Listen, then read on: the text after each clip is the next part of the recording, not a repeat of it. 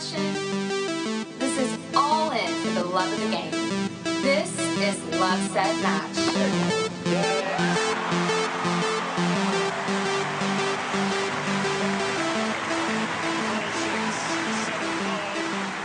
I mean, Andre Agassi had this quote, you don't have to be better than everyone else in the draw when you go out on the court. Like, you have to be better than someone that's across the net. I think you got to stay active in a sport sense, you know, go out there, do some sports. I think it always makes you feel better. Maybe you're more tired in the very moment, but actually the rest of the day feels better. And then I think giving back as well, you know, making other people happy is going to give you a good feeling too. Welcome to Tennis Pal Chronicles, the podcast to feed your passion for all things tennis. I am your host, Philip Kim, and I'm also known as Coach PK, the tennis pro for the Langham Huntington Hotel in sunny Southern California. As you know, Tennis Pal Chronicles is sponsored by Tennis Pal, the best app to find people to play tennis with. Visit tennispal.com to download the app today. I'm so excited, as you can hear in my voice. My wonderful co-host Valerie is back. She's fresh off a plane from Europe and experiencing the French Open. Valerie Garcia, how are you? I am well, Mr. Philip Kim. How are you? I'm so good, but I can't wait to hear what your experience was like. You were there at the French Open. And of course, this is our French Open recap. So perfect timing. I can't wait to hear everything you have to share about it. Fantastic. I can't wait to share. And then also I'll throw in a little surprise. I love the surprise. So you were there for how many days and what was it like? Well, I actually was only there one day at the French Open because I waited so long to buy tickets that I could only afford one day. And I didn't really know what I was getting myself into going through a third-party seller. So what I got was one ticket to Philippe Chatrier, and I spent like all night the night before going through the whole schedule and like mapping out the matches I wanted to see, thinking because at the US Open, if you get a ticket for Arthur Ashe, you can go into any other stadium as well, including Louis Armstrong or any of them. Same. So I was thinking I was gonna so you can go. Right. Exactly right. Like Indian Wells, you have main stadium, you can go to any court. So I was expecting that. I have Philippe Chatrier, I should be able to go to any court. That is not how it is there. If you have Philippe Chatrier, you have Philippe Chatrier. You cannot go into Suzanne Lenglen or Simone Mathieu. Oh, wow. So you can go onto any of the outer courts, though. So basically, I didn't find that out yet. I'll tell you what happened is I spent my whole night before like mapping out all the matches for the next day. And I was like, I'm going to go here and I'm going to go there and I'm going to see this person. And I had like this whole little schedule. And then I showed up. Oh gosh, I was there like 2 hours early from when the doors open because I was like so excited. Yeah. And so I basically got there and sat outside for 2 hours. And then when I finally got in, it was great. Like I walked in and they handed me like a little Roland Garros duffel bag and a newsletter and they gave me a wristband because I was like the ticket I got had some sort of access to like a cafe there that had unlimited food and drinks that I don't drink alcohol and I don't eat certain things, right? I have a restrictive diet. So oh no, where was I with your basically unlimited drinks? I know. I was like, this would be so great for like a normal person, but I guess every time I wanted, bottled water or coffee, I could go get that there. So that's kind of what I did is I would just go over there and get like a coffee or a water. They actually had some good sparkling water too. But so that was what my ticket had. I walk onto the grounds. I'm like overwhelmed with obviously like just the most excitement, right? Being the crazy tennis fan that I am. And who do I see? Boom, like right in front of me, right when I walk in, it's Sam Stosur, like stretching, like just standing there in the walkway, out with the people. And I'm like, oh my gosh. So of course I take like a really awkward selfie with her. She didn't know, right? She's just like doing her thing, and I'm over there taking like a selfie with her in the background. And I love that picture that you sent to me. It was so awesome, but it was so weird because she was doing this weird stretch, so it looked like one of her foot was broken or something. It was totally turned like the opposite way that a normal person's foot would be or something. I know. I think you pointed that out, and I was like, oh gosh, that was the only one I took. No, but it was just amazing that you got to see because she's one of your all-time faves. Oh, yes. I love Sam Stosur. So I was super excited. I was like, what an omen. Like, I walk in. Today's going to be amazing. Like, this is how the day's starting. And I said, hey, Sam, I love you. Good job. Good luck or whatever. You said that to her. And then... Aw, yeah, because so cool. I mean, she was just like right there, and there was nobody really in there yet because I was one of the first people since I had been there 2 hours to get in. And then I'm like just wandering around checking out the grounds. I wanted to get a sweater because it was a little bit overcast, and I only had my Roger t-shirt on. So I walked over, got myself a nice Roland Garros sweater. And then I was like wandering around trying to figure out what I was going to do with my life. And I noticed that Sam was practicing on a practice court. So I was like, oh, I'll go watch her practice. By the time I got over there, I think practice was ending. Oh, and I saw Renee Stubbs. So I was like, oh yeah, Renee's here. So I kind of watched them practice for a little bit, and then they were leaving. So I was like, oh, I'm going to go like wander over there because I want to tell Renee Stubbs like that I love her podcast. And, because she has my third favorite podcast. Is that the Racquet? Yeah. I listen to it too, yeah, it's so good. I love that one. They're so free with the way they speak. Well, and they have so much insider access, They're talking about things that no one would ever know because it's all behind the scenes. Exactly. It's a great tennis podcast for sure. So I wanted to tell her that. So anyway, I walked over and as she walked out, I was like, Renee, I just wanted to tell you I love your podcast. And she was like, oh, thank you. I was like, good luck to you guys in this tournament. How nice. And so it was like, yay, everything's great. And then it was like, okay, it's 11 a.m. The first match is about to start on Suzanne Lenglen. I'm about to head over. And I walk over and they're like, yeah, you can't come in here. Oh, no.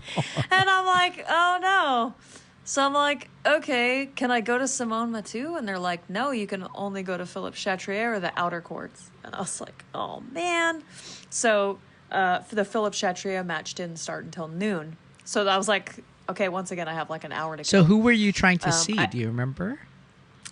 Honestly, I think I was trying to see John Isner because he was playing a French player. And the day before he had his first round, he had, maybe not the day before, the round before, he played a French man and it went 5 sets. He had a hard time and he joked with them in the press conference after, like, I know I'm playing a French person, but like, hopefully you guys will root for me a little bit next time, And so I really wanted to go and like cheer for him. But I could not get in. And then there were, I can't remember who else was playing. There was some other, Coco Gauff, I think, was playing somewhere. I bet that was sold out. So I wanted to go,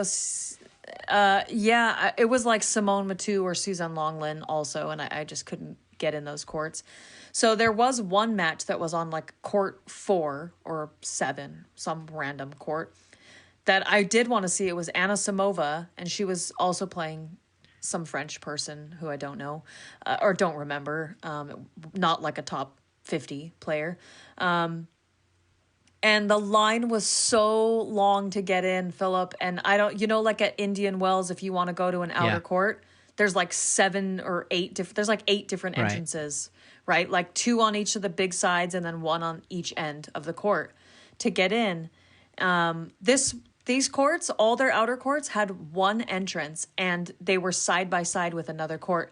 So if 7 and 8 were next to each other, to get into 7 or 8, it was 1 line. Wow. And there was 1 opening. So the lines were super long. I must have waited like an hour or 45 minutes. And I didn't even get like halfway to the opening. Oh my gosh. The match was about to be over. And I was like, I'm like actually missing tennis somewhere else, like to try and get in here. So I just kind of gave up. A lot of people gave up. You could see people like leaving. the line. So I basically just decided I was going to go sit in Philippe Chatrier and enjoy the 3 matches that I got. And so the 3 matches I got were, I got Kerber and Elsa Giacomo, which was a cool match. It was the first match of the day. Kerber did well. She won. I was excited to see Kerber. I like her. And she's technically, right, she's won all the slams besides the French. So had her run went different, she could have been going for a Grand Slam. Well, she did make it to the third round, she didn't, at least. Yeah, she did. Third round is not quite that close to the Grand Slam, right. I guess. And she lost to Sasnovich, the girl we were talking about last time. Yeah. Yes, good memory. Because Sasnovich is the one who took a set off of Swiatek, right? Right. Like this year, one of the few to give her a run for her money. Right, and the Chinese player Zhang also did at Roland Garros. Actually had a chance, I feel like, you know? Oh, yeah, but she got injured. Yeah. I mean, she was really playing well and, of course, got injured. But I think that was like the closest kind of scare, you know? Oh, for sure. I think she got a little get-out-of-jail-free card there. Kind of like Nadal did, I think, right, with Zverev. But yeah. Yeah, anywho, so the second match was Zverev and Sebastian Baez, and Zverev so you almost got to see lost. Zverev? Yeah, and he almost wow. lost. He had a match point against him, and let me tell you, the crowd was very pro Baez. And I actually was sitting next to a lovely couple from Salt Lake City, Utah. And so we were chit-chatting, and we were actually talking about, because we were both very heartily rooting for Baez. And I kind of asked them why, and they basically shared my sentiments. Just basically, Zverev's a tough person to root for at the moment, considering he's under investigation for domestic abuse and also on probation for being a total hothead on the court and almost hitting a chair umpire with his racket. Yeah. So basically, I think like the crowd knew that. And then also probably were just going for the underdog, as they tend to do. Right. Because it was definitely a pro-Baez crowd. But Zverev did pull through, and as we know, made it all the way to the semis before that horrible scene. Yeah, that was just awful. And he screamed so loud when he turned his ankle. And of course, there's all these like slow motion videos now of that whole scene. It's like, oh, the worst thing a tennis player can see is seeing another tennis player getting injured like that, you know? Yeah. And in hindsight, knowing now what we know about Nadal's foot, the zombie foot, as they call it, or the dead foot, there's so much risk for the way Nadal played the entire tournament that he could have had that happen. So yeah. it's crazy that he managed to make it through the tournament without doing that to himself. Is it crazy, though? That's what I wonder. You know, it's like ghost foot or gaslit foot. Because the whole time I was believing him that, you know, like he was saying in the press conferences, oh, this could be my last tournament, especially right before he played Djokovic. You know, this could be my very last match at Roland Garros. You know how he totally downplays his chances and I'm the underdog and you know I don't have a prayer and you know of course Djokovic's playing so well. So I was like, wow, Djokovic's gonna win this.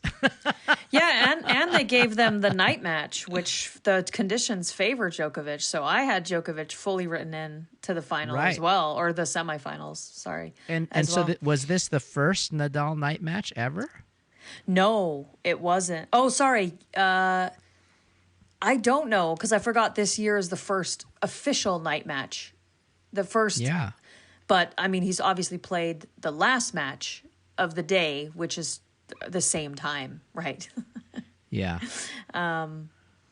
So it's not like his first match at this time of the day, but yeah. it might have been his first official.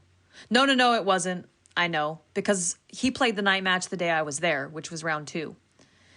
And okay. I was super bummed that they put him on the night match and not the day schedule, because then I would have got to see Oh, you Nadal might at have the seen French him. Open. Oh, And yeah. and that was pretty much, I mean, obviously I wanted to see the French. I wanted to go regardless, but what I was trying to accomplish was to see Nadal in France, right? In Paris. Right, Like right. that's what you want to see, 14-time title holder. So always is a special feeling. Huh? Right. He's king of the court, so of course you want to see it. Yeah, I mean, for all we know, they might rename Philip Chatrier Rafael Nadal. No. I mean, they absolutely should. Right? I He doubt they would, definitely because deserves it. he's not French, and that does Right. not seem like a very French thing to do. And I feel like I understand the French a little bit better after my visit. And accommodating for anyone else is not anything they give a crap to do.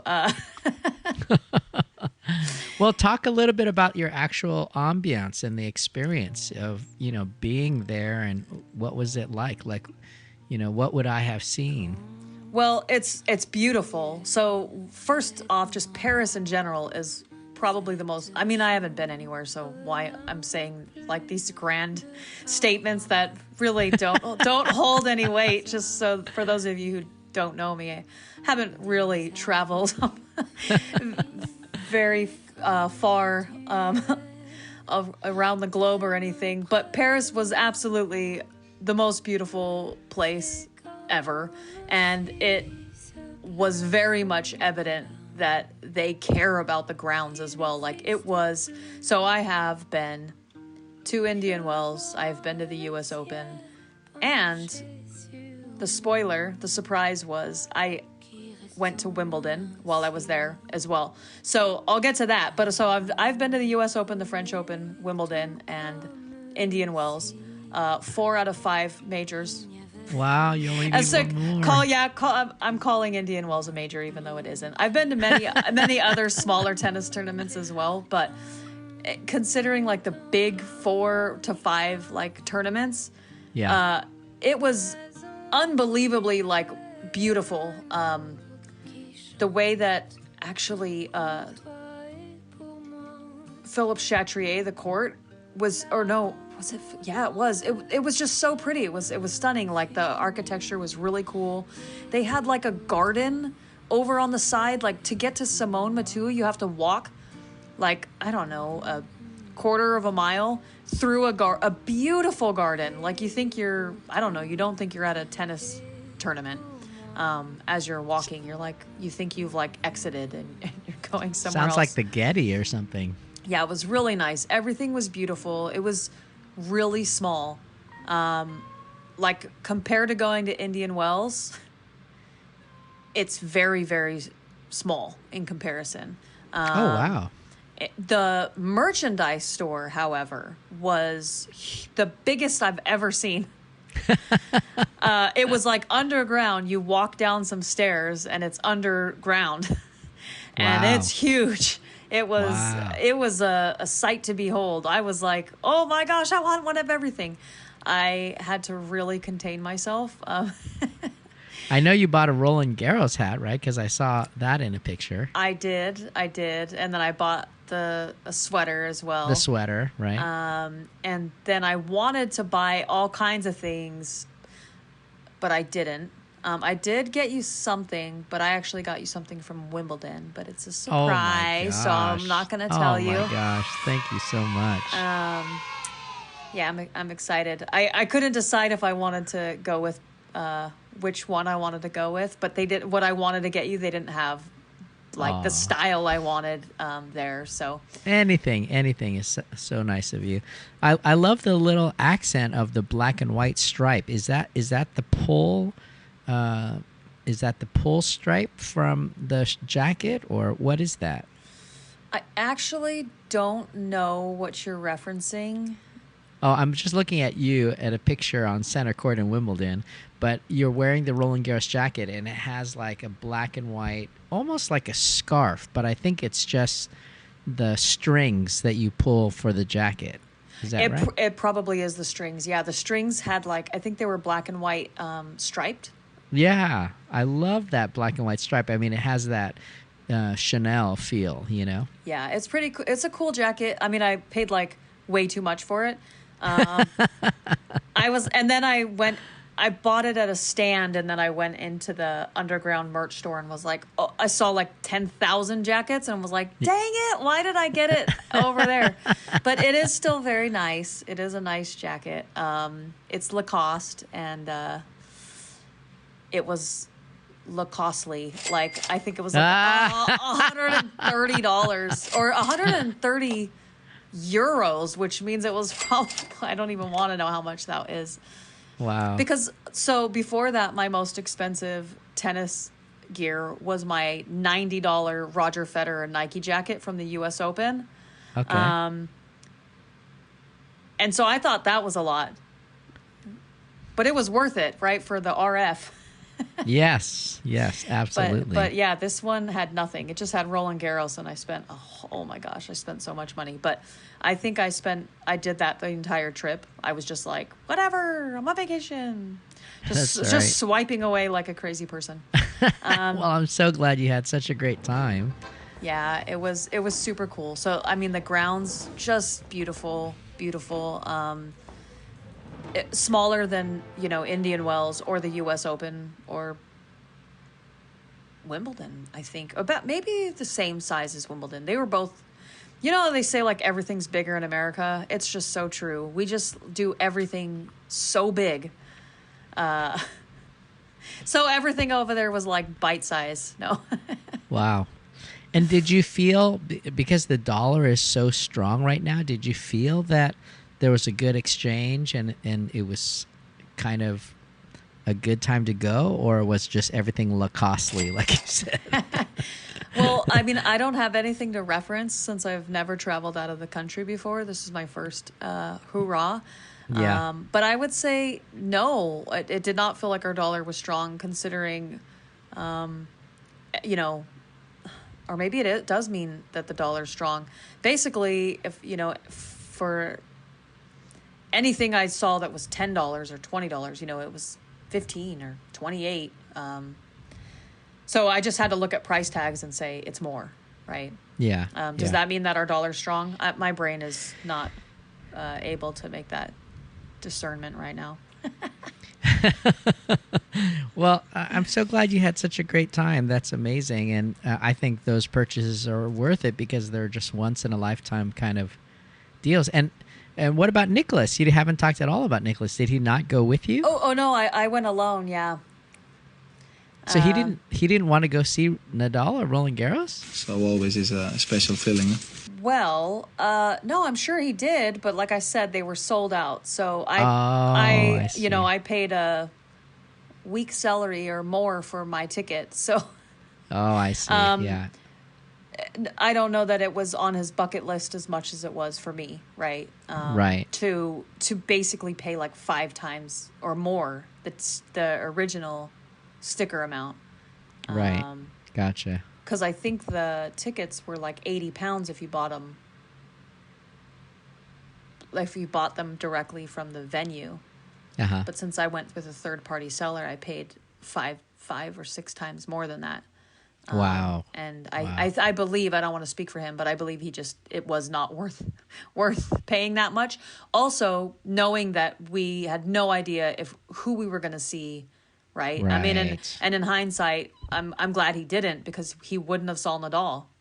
Right. Which is the only reason he would go, probably. Yeah, I mean, maybe not the only reason he would go, but the only reason he would spend 6 times the amount, right? Right. Yeah, so as much as I did love the French Open, and it was gorgeous. Oh, and the third match I saw was the one I was most excited for. It was Belinda Bencic and Bianca Andreescu, and I was like, yes, please, sign me up. And it was horrible. Really? It was so bad. So, first of all, Zverev and Baez went 5 sets. It was a thriller right before that. So when it was a 3-4 hour match, they leave, the whole crowd leaves to go get dinner, lunch, whatever, bathroom, It's so long. Yeah, so by the time Belinda and Bianca came on, like more than half the crowd is gone. It's a very empty stadium. you can hear the the flags hitting the poles.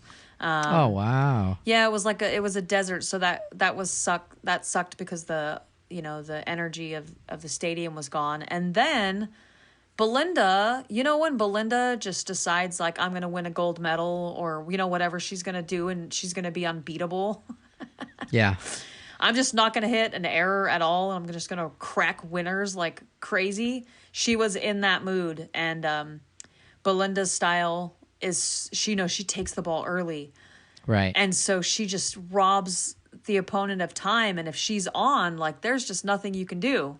And she was on, and Bianca could not get into the match. The crowd was 90% for Bianca and trying to, will her into the match. And she was trying to get into it, but it was like done in like an hour. It was so quick. She basically lost quite badly. So the highlight, my send-off was, I noticed like one section over was Bianca's mom and her dog Coco. So I was like, oh my God, I'm going to like sneak over there and take a little secret selfie with them in the background. So I totally did. And then I was like, okay, I feel a little bit better. I totally, like if Bianca hadn't lost, I would have asked her, like, can I pet the dog? Or at least like take a picture or something. But since like her team was obviously super bummed, I didn't want to be like interacting with them all rudely. So right. Well, I love her play. I love her as a person, and so I was really following that match, and I was very sad too. I think she lost 6-2, 6-4 or something. I was really hoping a lot for her because I think last year she joined forces with Sven Groneveld, the coach. I feel like he is such a great coach that he offers a lot to his players, and I think he was working with Sabalenka before that and really helped her game tremendously. Mm-hmm. So I was really hopeful for Bianca this year, and maybe it's to come. I think she could be really lethal at Wimbledon. So with her game style and her variety and stuff, we'll see. We shall see. I think she probably fancies herself more of a hard court specialist, but I hope she does make a good run at Wimbledon. I'm really just glad that she's healthy and playing, Right, because she is really interesting and fun to watch. I mean, she really mixes it up and has a lot of variety. Very creative player. Yeah.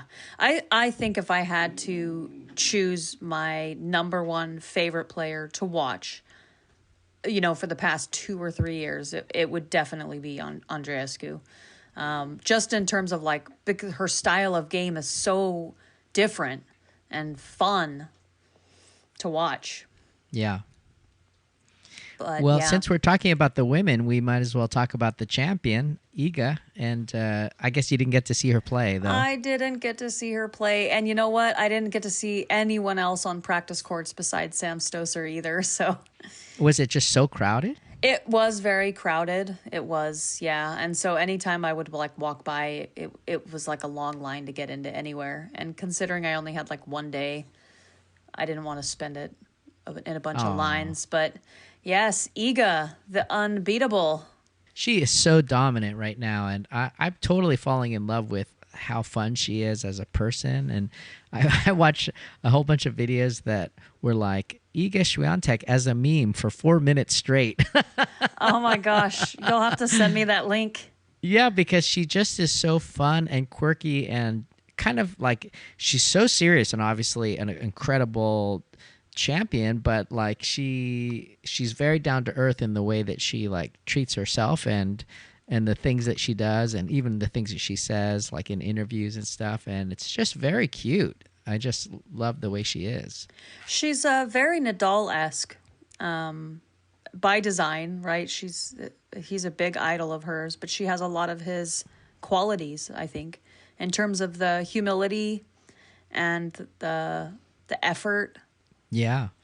Yeah, I completely agree. And what is it about her game that allows her to be so incredibly dominant? I mean, you can say maybe she got to number one just by Barty, stepping down, but there's no doubt now that she is the most dominant women's player right now. She's now has a 35 match winning streak.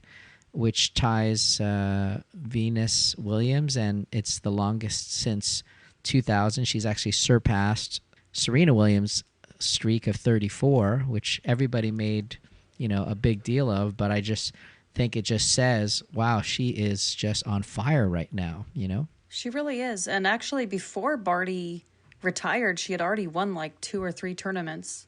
I think 2 tournaments. And then Barty retired. And then she just kept it going. I'm hoping that she's going to beat the all-time streak record. Martina Navratilova had like a 70-something match win streak. So I'm that's what I'm hoping for. Dream big. How does that even happen? That's incredible.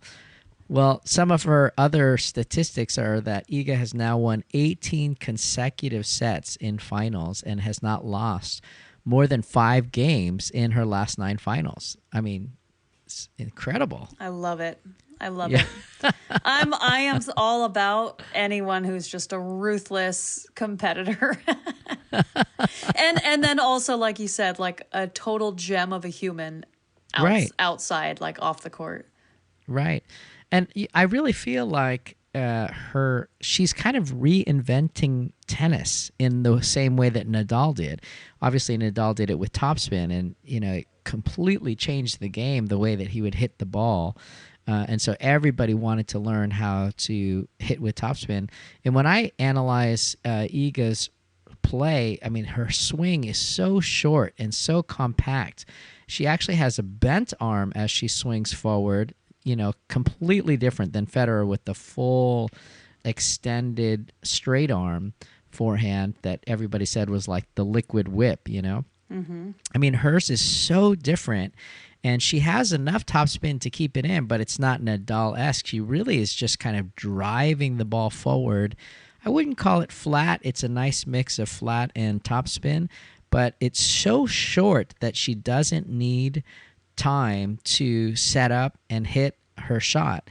She can just kind of like whip herself around the ball, and she seems to be able to do it on the forehand and backhand side. So kind of amazing, Yeah, and I mean, honestly, it reminds me of like Djokovic, not in terms of the stroke production, but the effect of her style of play on others.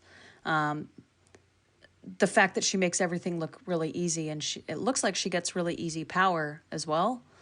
It looks like not easy power. It's like disguised power. Like it doesn't look like she's cracking the, whatever out of the ball. The same way that Djokovic, you don't watch Djokovic and think he's like the hardest hitter. But when you see his stats of how fast he hits the ball, he actually does really hit the ball hard. Right. But he just makes it look so like the way he does it, it doesn't seem that way. And I feel like I have a lot of the same awe when I watch Iga in terms of like, it doesn't look like as devastating as it is, but then she uses those angles so beautifully that all of a sudden, like, it's just like 2 shots later and they're just nowhere, she has this open court so easily, it seems. Right.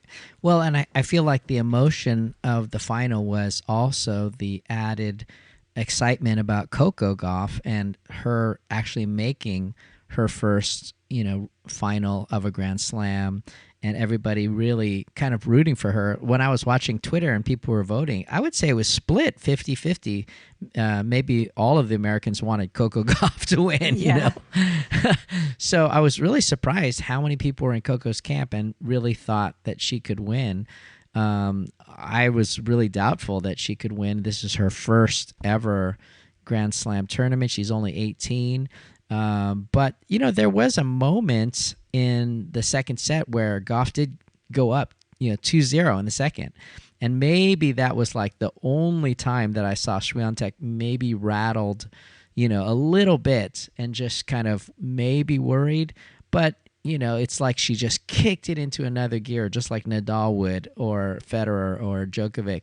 And then she just rattled off 5 straight games and, didn't look back, Yep. So I thought what was really interesting was listening to Coco Gauff and hearing her analyze Iga Swiatek's game. So let's listen to that right now. I wasn't as nervous really entering the match. I mean, obviously when I lost the first couple of games, the nerves started to come, but when I lost the first set, I really came out in the second and had a new mindset. But I think for the most part, I think that Iga was just too good today. I mean, it's one of those matches like that, yes, some moments could have played better, but she really didn't give me anything every time I thought I hit a good ball. It wasn't. But there's a reason why she's on a winning streak, and I'm just glad that I really tried my best today. I didn't really think about the statistics or record going into the match of my opponent. I think even if I played someone else who probably wasn't, on a winning streak or whatever, I think I would have been just as nervous and believed just as much. But I think that she does a good job of taking the pressure moments and really rising to the occasion. And today she rose to the occasion. And I do that pretty well too. But today she was just on another level. Yeah. So again, wow, Iga so dominant, and 73% first serves in, 72% win rate on first serves, 5 out of 10 breakpoint chances she won, and just 16 unforced errors against Coco. 16. Yeah. Oh my gosh, you don't have a chance with those kind of stats, Yeah, she's just amazing. Between her and Nadal, they were like trying to have a competition of who can lose like less games, who could be more of a, I don't know, destroyer of souls. Yeah. Hey, one thing I want to point out that I started to notice, because I'm really thinking, what is it about her game that is so good? And I really feel like she moves to the ball quicker than most any other player. And what I mean by that is, like, by the time the opponent hits the ball, she's already reading it, she's already moving, and she gets there with tons of time to prep and set up. She doesn't ever, to me, look like she's really on the stretch and really in trouble and, just having a hard time. She's always moving so fast to the ball and then just waiting to set up her shot, which gives her the time to decide, I'm going to go down the line, I'm going to go cross court, I'm going to whip tons of spin, or I'm going to go deep. So it seems like she's just building so much time for herself because she's so quick to the ball. So watch that the next time you see her play, or, watch the highlights. I just was so impressed how quickly she gets to the place that she needs to be. Yes. Again, I think that's one of the things that reminds me of Djokovic for her. I feel like he's the same. Part of that is just like anticipation too, right? Right. Just the great mind of knowing patterns and your opponent's patterns in certain situations. I have to imagine. I think like Radwanska was a person that they used to always say had such great anticipation. Yeah. Yeah, and it just makes me hurt for someone like it makes me think of the biggest server in women's tennis. Oh, Pliskova. Pliskova, thank you. And it just makes me think of Pliskova and just like seeing her move versus Iga Swiatek, I mean, it just hurts to think about that, because with Pliskova, I feel like she's always just barely late and just getting there. And if they move her around enough, she's like, kind of lobbing the ball back, slicing the ball back very, very easily for them to set up. And Iga Swiatek never gives you that. She never gives you that, like, I'm in trouble, you can be aggressive and take my shot, Yeah. And even if she does for like one shot, she turns it around so quickly. Like, okay, she's in trouble, one shot, and then you put it somewhere, and she's already there, and boom, she's on the aggression again, and she's in the right place again. And it's just like, wow. It's so amazing. Sometimes so amazing. even like the one shot that she's in trouble, she somehow has like this amazing ability to be aggressive when she's defending. Yes. Yeah, which they to always- me reminds, again, it's just so much of it reminds me of Djokovic, where I'm just like in awe. Yeah. Or like Nadal, I'd say mostly like on clay, right? Where he's just doing these things that are just, kind of like Alcaraz was doing this tournament, who we haven't talked about at all. Yeah. These feats, these shots, these amazing things. Right. Tennis is so amazing. I feel like it's just getting bigger and bigger in the way that it's being played. And yet, here we are 15 years later, and Nadal at 36 is still king. How, right? Yes. I mean, let's wax poetic on Rafael Nadal because he deserves it. I mean, what do you think? I'm so glad. I mean,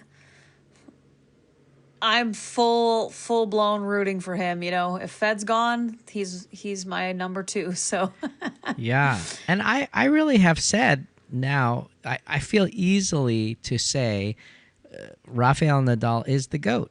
There's just no question now. The way that he beat Djokovic in that match, and you could see the life draining out of Novak's face as he was like, I can't beat this guy, you know? It was just incredible. And I realize it's the surface as well, and that, you know, Nadal has such tremendous confidence on this surface.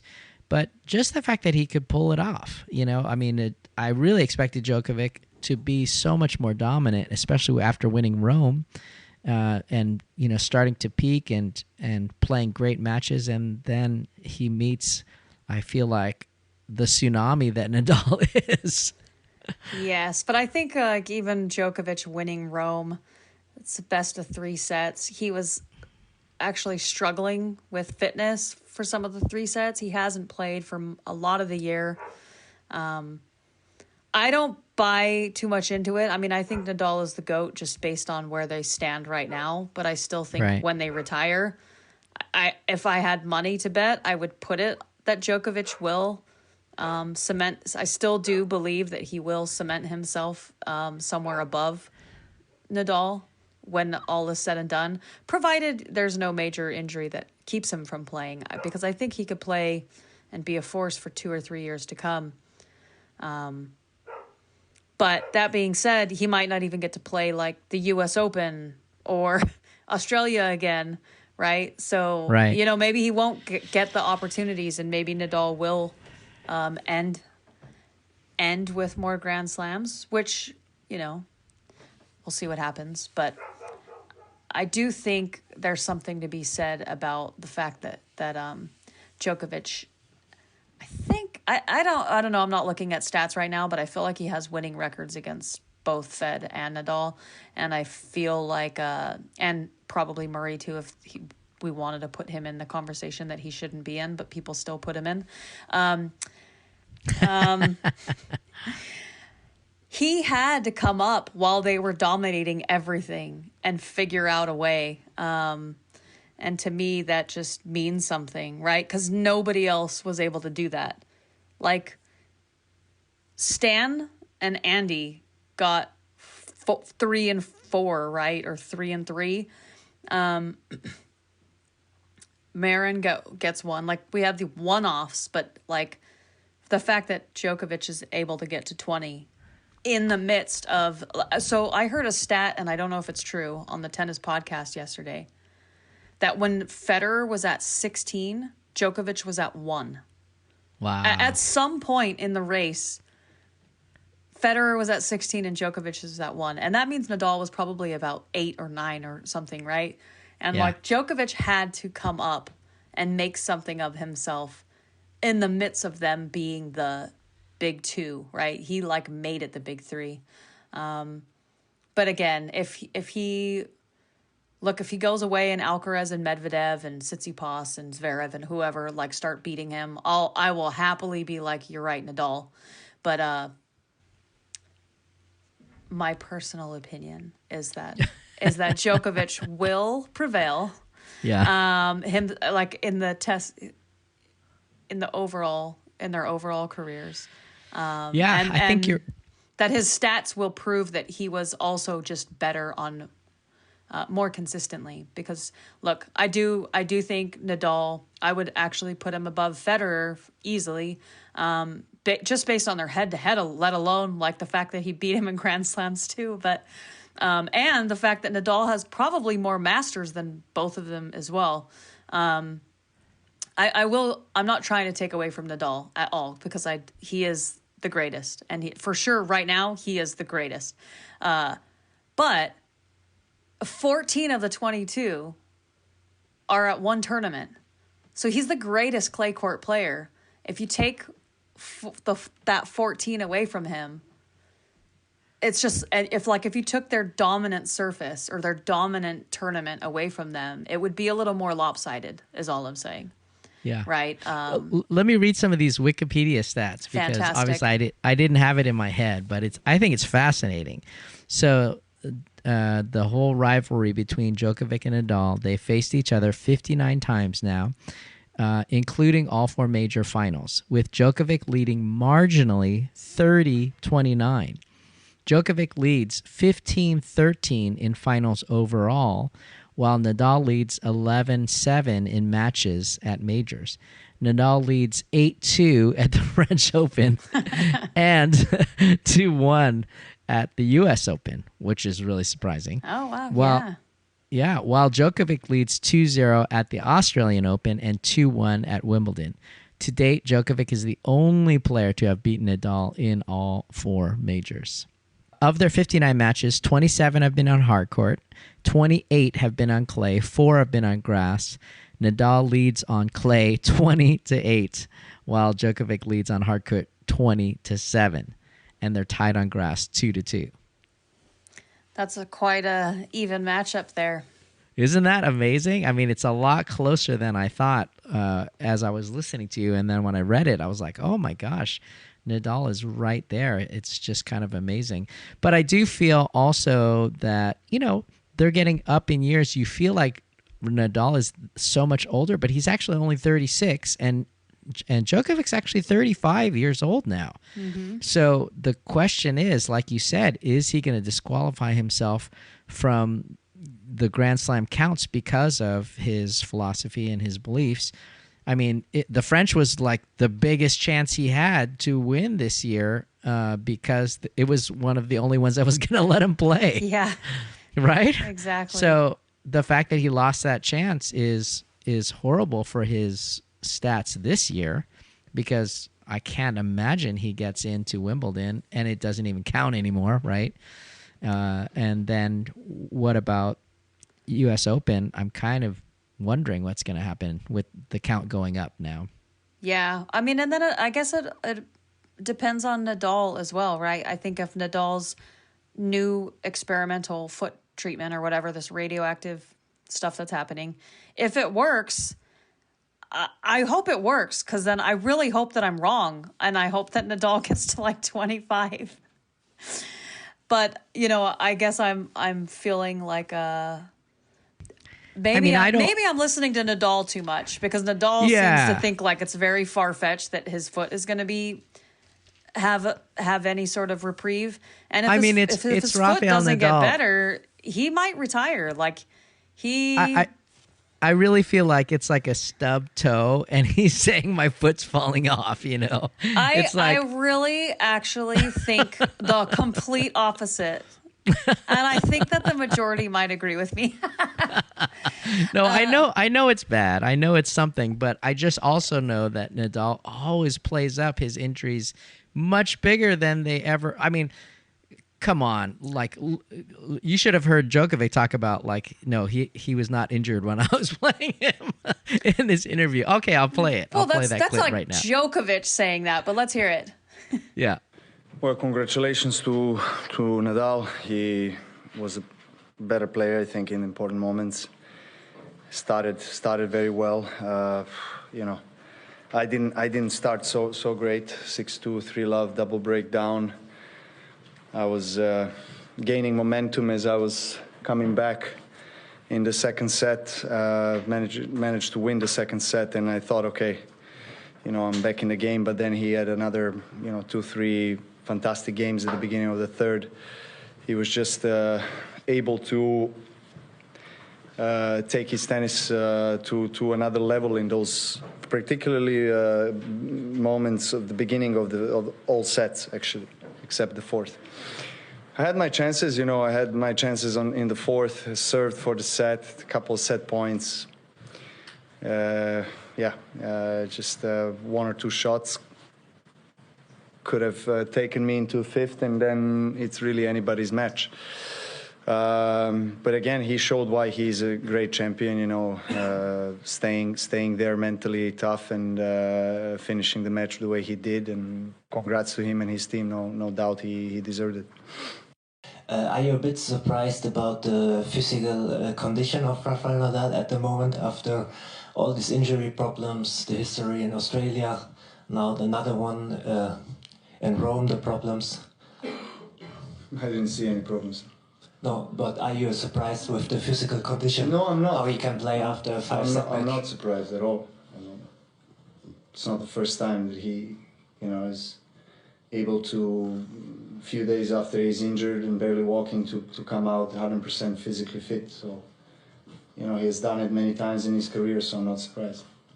Yeah, and then again, Nadal just, like before the Djokovic match, talking about, oh, my foot, this might be my last ever Roland Garros moment, this last match, and I don't know if I can. And he goes on, and it's not like his foot was hampering him, because by the end, he bageled him. Well, come on, man. I mean, in his defense, I guess, because I feel like I have to defend him, because I really do believe one thing that Nadal has shown us in his entire career is he says it like it is. He's not like a liar or a gamesman type of person, right? He does say it like it is. You're right. He's super humble, so he does downplay his abilities and things like that, or his injuries a lot. But I am going based on all of the counts of all the professionals that are there on site that I hear, other tennis players, analysts and journalists that see him walking around when he's not, when his doctor hasn't injected him with basically completely numbing his foot from all pain. And then also he basically handed over his medical records at the end of the tournament to the journalist, because through the whole tournament he kept saying, I don't want to talk about it now, I'll tell you after. And then after, he told everyone what was up and showed them everything. And there's something, I don't remember the details because I was listening in and out, because I didn't really care about the detail of his injury, because I didn't know that I was going to have to prove it here. No, I'm just kidding. Or I would have paid more attention. But there's something to do with like his bone being ground down and like touching nerves. Oh my gosh. And so it's, I mean, and for someone to say like, I would rather have a new foot than a Grand Slam. Right. Let's listen to that. I do believe him. Let's listen to that quote. I think that's important. Here we go. Can you give us an idea of what your mindset is right now about your future? And also, can you give us an idea of just how difficult things were with your foot during this tournament and what you needed to do in order to be able to keep going out on court? Well, my mindset, nothing changed in my mind. No, as I said, in the previous days, it's obvious that with the circumstances that I am playing, I can't and I don't want to keep going.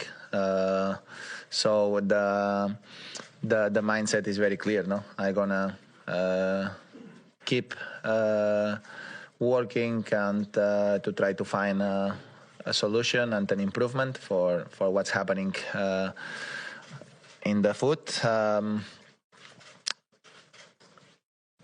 Have been an amazing and very emotional 2 weeks, but it's obvious that and I didn't want to talk about the foot during the tournament, as everybody knows. I said I'm gonna speak after the tournament, and now I can speak because I want to be focused on my tennis and to respect on the rivals. I don't want to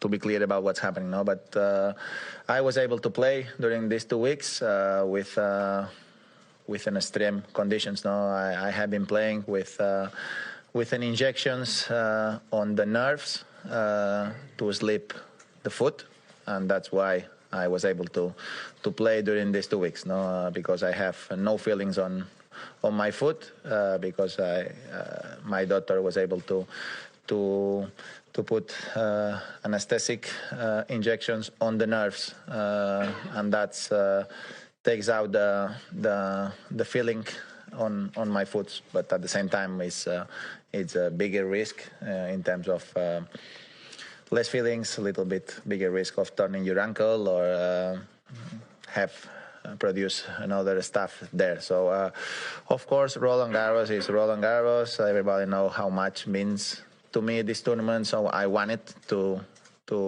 keep trying and to give myself a chance here, and that was the only way to give myself a chance here. No, so I did it, and I can't be happier, and I can't thank enough my doctor for all the things that he did during all my tennis career, helping me in every tough moment. But it's obvious that I can't keep competing with the foot asleep. So now it's the moment to go back. We have been talking a lot about what's going on and what the possibilities. So knowing now that if we are able to sleep the two nerves that creates an impact on the foot, improves that much, then we can try to make a treatment to try to create this feeling in a permanent condition. No? So that's the thing that we are planning to do the next week. I don't know yet when, and then I don't know how to say in English exactly the treatment, but it's going to be a radio frequency injection on the nerve and trying to burn a little bit the nerve and create the impact that I have now on the nerve for a long period of time. That's what we're going to try. If that works, I'm going to keep going. If that not works, then going to be another story, and then I'm gonna answer to myself. I'm gonna ask to myself about if I am ready to do a major thing without being sure that the things are going the proper way. For example, a major surgery that don't guarantee me to be able to be competitive again, and they're going to take a long time to be back. So let's do a step by step as I did all my tennis career. Next step is that, and after that, let's see how it works. Hopefully, and I am always positive, works more or less well, and can take it out a little bit the pain that I have. And if that happens, let's see if I am able to keep going for the grass season. Rafa, Rob Moore from The Sun. Just to clarify, please, how many injections have you had at this French Open? Did they require TUEs? And secondly, by what you're saying, does that imply you're potentially out of Wimbledon because you've got these meetings with the doctors post the French Open? I'm going to be in Wimbledon if my body is ready to be in Wimbledon. That's it.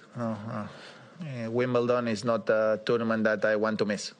I think nobody wants to miss Wimbledon. I love Wimbledon. I had a lot of success there. I live amazing emotions there. So full credit and respect to the tournament. And a player like me, I am always ready to play Wimbledon. So if you ask me if I will be in Wimbledon, I can't give you a clear answer. If I want to win Wimbledon, of course. So let's see how the treatment works. Yeah, I mean, I think for me, it really just comes down to the fact that the thing that I love about Nadal is that I just don't think he lies. I don't think he lies, and I love Nadal, and I'm such a Nadal supporter, especially while Fed is not playing.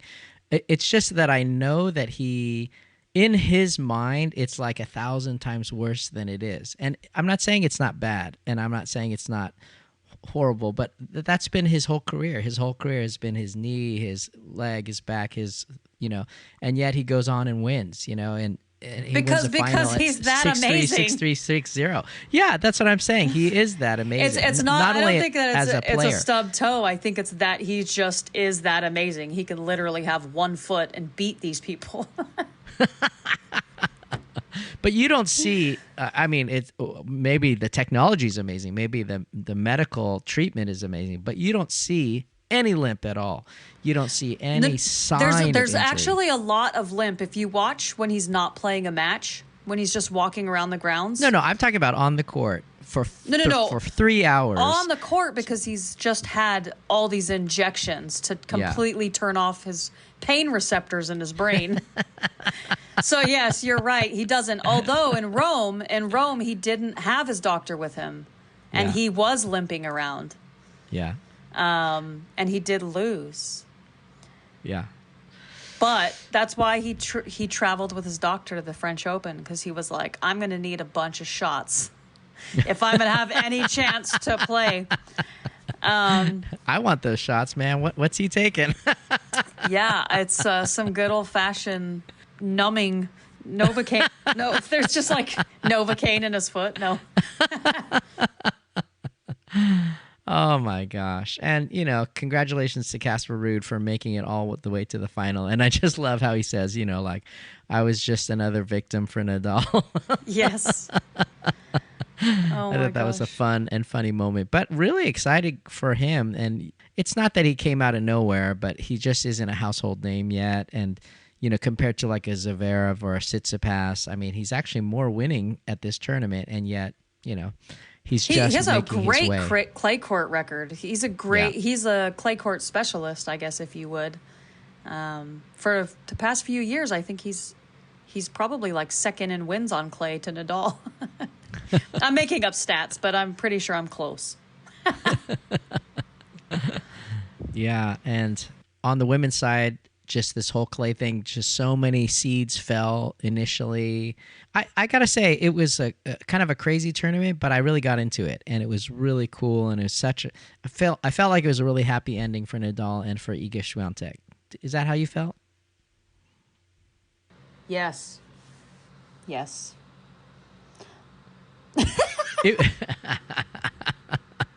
It was one of those wonderful tennis moments where it was like all is right with the world kind of thing, For sure.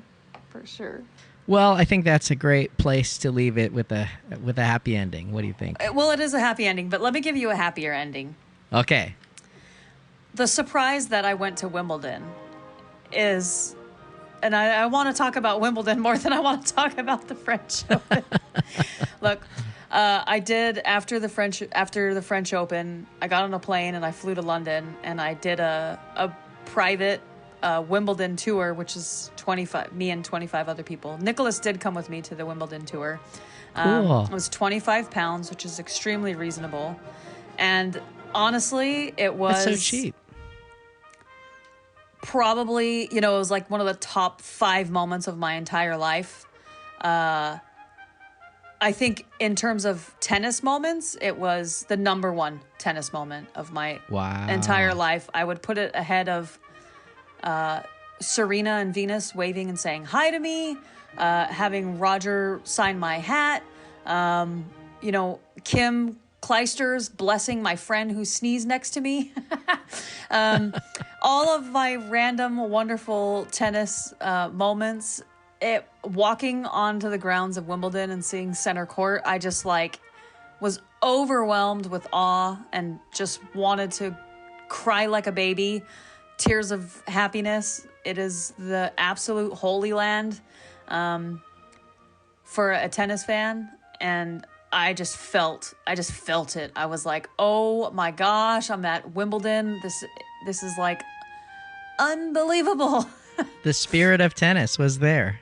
It was insane. It was beautiful. It was magical. And we got this wonderful tour. They took us to go see all the courts. We got to go on center court, not on the court, but we got to go on the center court. We were kind of high up because they're doing construction, so they couldn't let us lower. But all the other courts, we could get a little bit closer, and we got to take a ton of pictures.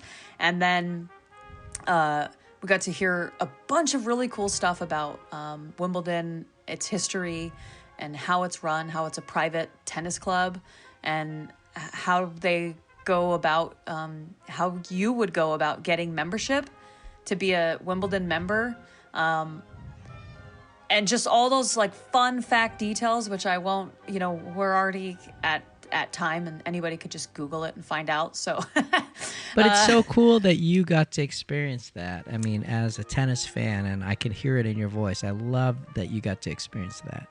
It was the greatest moment. And so for those of you who don't know, I sent a picture to Philip, I'm pretty sure. But one of the highlights of going there, besides seeing like Roger's name on the wall, Serena, wow. And so many times, Navratilova, who is the most winningest tennis player ever at Wimbledon, if you add up singles, doubles, mixed, and all that stuff.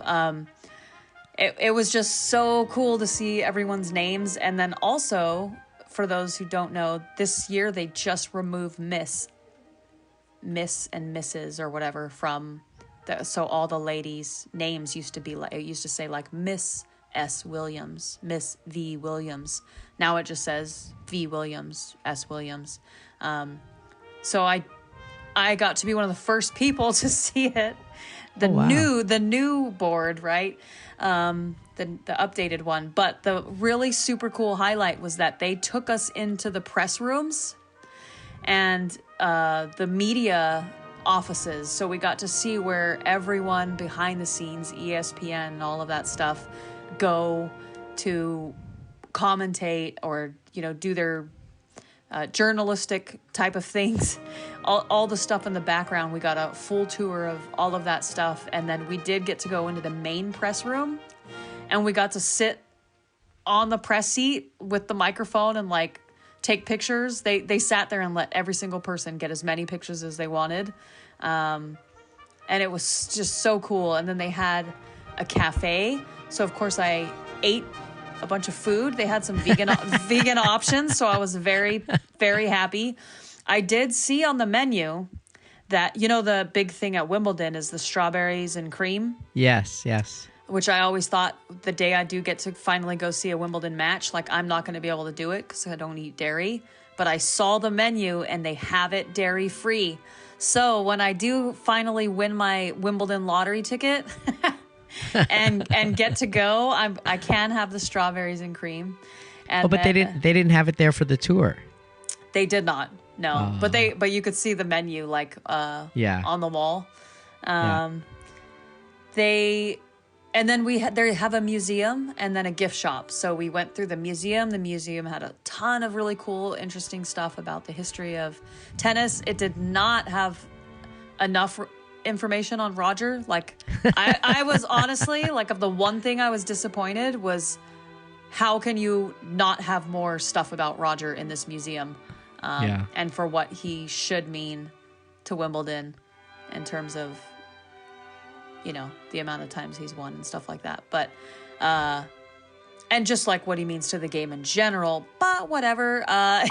You were like, where's the Roger Shrine? Yes, exactly. I mean, that was my only qualm, I guess, with the place. Oh, and just a little tidbit also is that when somebody wins Wimbledon, they quickly etch the winner's name on the trophy and bring it out for the trophy ceremony. You see the winner get their trophy presented to them, they kiss it, they take a million pictures, they do a lap of glory or whatever, and then they have to give it back and they get a replica. And it's like super small compared to the real one, right? The replica's small, but the real one always stays at Wimbledon. And so I got to see that trophy with everyone's names on it, men's and women's. So that's cool because they have that in the museum. Wow. And then, of course, I went to the gift shop and bought a few things. Very, very course. necessary things. And course. and then I was like, okay, you know, this was like the best 3 hours of my life.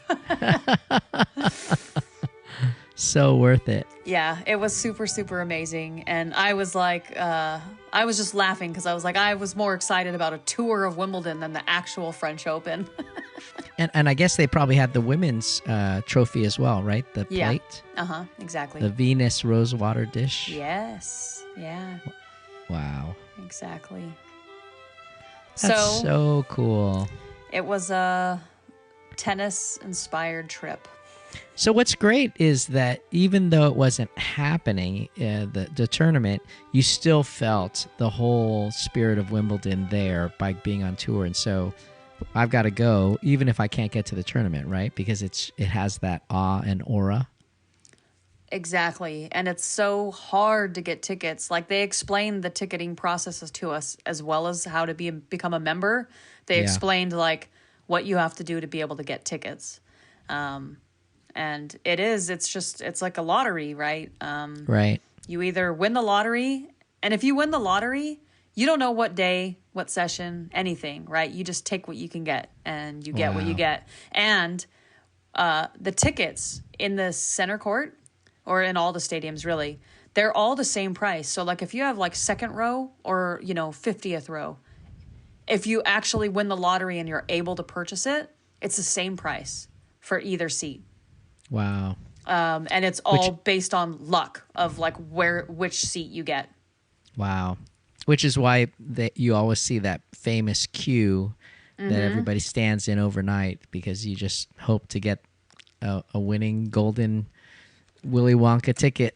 Yeah, so actually the lottery is something you enter online, and then you could purchase, and the queue is that, like, every day they release a certain amount of tickets. And, like, people in the queue can then get in. And then they also do another program where if somebody, like, let's say you and I go and we leave early, we leave like 3 hours, there's still 3 hours of a match left. And but we want to go home, or because we have dinner plans somewhere else, or we don't care about who's playing. We return our ticket as we leave, and it goes into the queue, and then people outside can pay like a prorated portion of the ticket to get in, and then all those proceeds go to a charity foundation. Oh, that's so cool. That's kind of like what you and I did at Indian Wells. Like, we were leaving, and then you were so nice to just hand your tickets over to someone who was just trying to get in, and they could get in. So that's so cool. Yeah, it was really cool. But I love that about you, Valerie. You're so kind-hearted. Yeah, I guess so.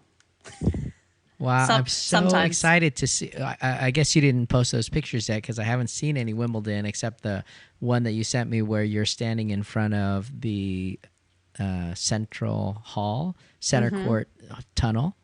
So I can't wait to see all the rest of your pictures. And if you don't mind, I'll share them on LoveSetMatch.net. And so people can see some of this and see a little bit of what happened in your life. And I just think any tennis fan is going to really appreciate that. Yes, 100%. Eventually, maybe this weekend, I'll share them. Sounds good. And of course, you can post anything you want. So nice. Well, this has been really fun, Valerie. I'm so glad we found the time to do a Roland Garros recap and to hear your amazing journey in Europe. And I'm so glad you're back and safe. And did you have any kind of weird, scary moments at all, or was it all just good? No, it was all butterflies and rainbows. That's great. I'm so glad to hear that, especially in the world today. Crazy stuff going on. So that's awesome that you had such a great trip, and tennis just made your life better, right? Yes. That's what we live for, tennis. That's what this is, the podcast to feed your passion, because we are passionate about tennis on this podcast. Just crazy passionate is what we are. Yes. So good. And you know who else is super passionate? Tennis Pal. Thank you so much, Tennis Pal, for sponsoring this podcast and allowing us to tell our story and share what we're talking about, our love and passion for tennis. And please download their app at tennispal.com and find people to play with. It's just a great app. And, I was looking at Tennis Pal coaches on Instagram, and do you know that their Instagram has like so many followers? I'm going to look it up right now and tell you. Tennis Pal Coach is a separate Instagram from Tennis Pal. And if you go to Tennis Pal Coach on Instagram, they have 45,000 followers. Oh, how cool. Yeah. And I they don't have think like I'm following these... them. I'm going to go make it 45,000 plus one. Yeah. Well, it's already 45,000.6K. But they repost a lot of like coaching videos and inspirational stuff from other tennis players all over the world. So that's definitely something that you guys should follow. I think it's really awesome. Nice. Thanks for letting us know about that. Thanks for letting me know and everyone else, but me too, yeah. And our good friend Paulo Hexel is on there, and if you remember, he was in episode 1, yes, the coach from Tennis Pal, and he's on the court in Brentwood, so you can check him out on their Instagram as well, Tennis Pal Coach.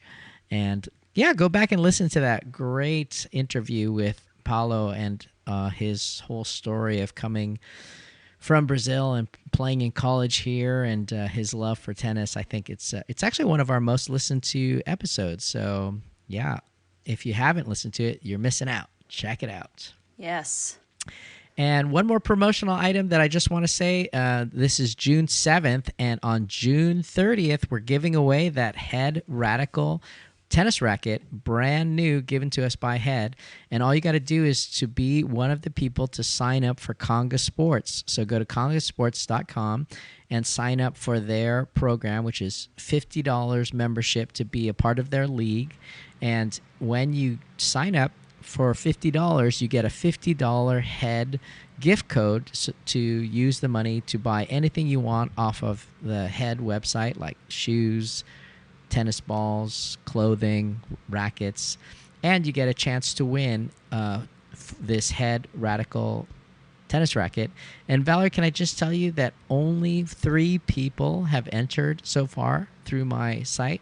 So what's amazing is... Those are some amazing odds right there. That's right. 1 of 3 is going to win a $200 racket. So, I mean, you got a great chance of winning if you sign up for Conga Sports membership. And it's really a great organization to support because they are also passionate about tennis, starting leagues all over the country and really trying to get people to get involved in tennis.